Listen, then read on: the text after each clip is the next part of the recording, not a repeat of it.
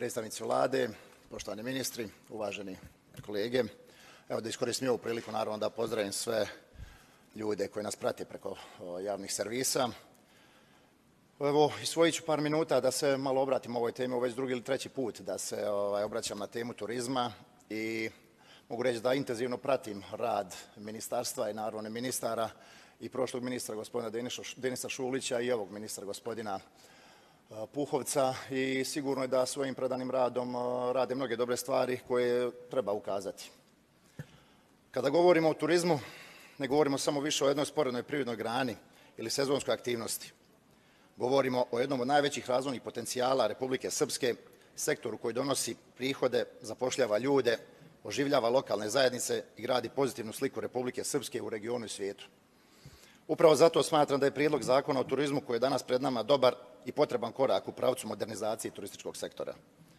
Često u ovoj sali slušamo kritiku da institucije ne reaguju, da ne prate vrijeme i da ne mijenjaju propise u korak sa razvojem društva i privrede. Upravo ovaj zakon je primjer da institucije reaguju. Zakon iz 2017. godine jeste bio dobar temelj. Izmjene iz 2023. godine bile su odgovor na okolnosti izazvane koronavirusom, odnosno nakon pandemije. Ali turizam su međuvremenu nastavio mijenjati i promijenili se načini putovanja, načini prodaje aranžmana, navike i očekivanja gostiju i konkurencija na tržištu. I logično je da je neophodno da propisi to prate. Ono što je posebno važno istaći jeste to da ovaj zakon uvodi više reda, više odgovornosti, više zaštite i za one koji obavljaju djelatnost u oblasti turizma, a i za građane, odnosno korisnike usluga. Konačno se jasnije definiše ko organizuje putovanje, ko snosi odgovornost i ko garantuje turisti da će dobiti uslugu koju je platio. To je važno jer se na taj način neće dešavati situacije da građani ostanu bez jasnog odgovora kome da se obrate kada dođe do problema. Podržavam i što se uređuje oblast radi udruženja koje organizuju putovanja. Nije tu problem da se udruženja organizuju aktivnosti za svoje članove, naprotiv, ali jeste problem kada neko bez istih pravila, obaveza i troškova ulazi u prostor kojem posluju registrovane turističke agencije. Ako želimo fer tržište, onda pravila moraju biti jednaka za sve.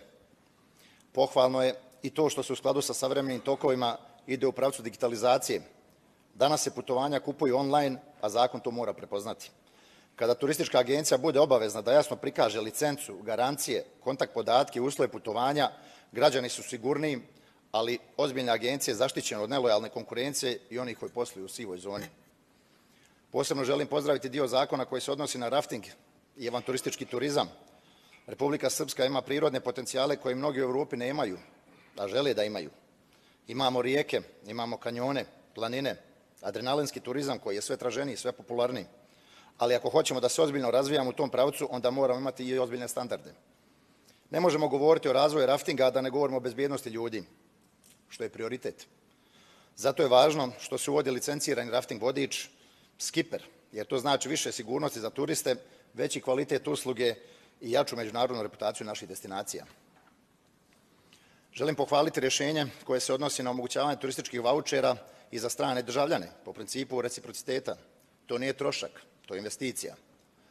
Strani turista ne dođe samo da prespava. On troši u restoranima, kupuje lokalne proizvode, koristi prevoz, posjećuje turističke sadržaje. Drugim riječima, on ostavlja novac u Republici Srpskoj. Također, važno je pozdraviti jačanje uloge institucije u kreiranju turističke politike i nadzora nad turističkim organizacijama. Ako želimo ozbiljan razvoj turizma, onda moramo imati jasno planiranje, odgovornost i praćenje rezultata, a ne stihijski pristup.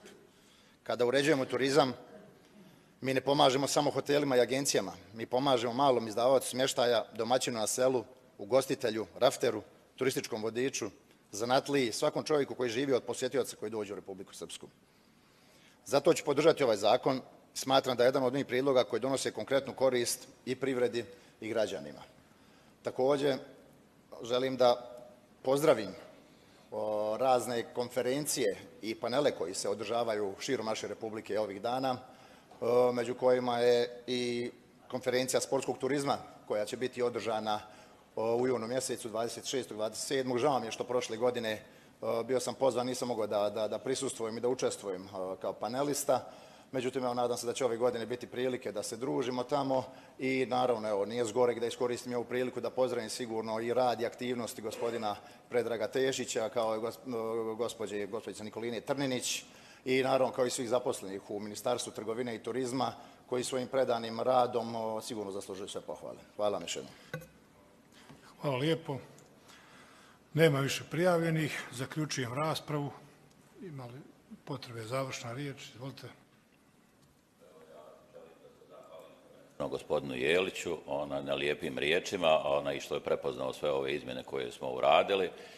Zahvaljujem se i narodnim poslanicima koje su vjerovatno prepoznali da smo mi uradili odličan posao, pripremili dobro prijedlog zakona na osnovu i javnih rasprava koje smo imali diljem Republike Srpske, tako da nadam se da će tako biti i glasanje, da ćete apsolutno podržati zakon.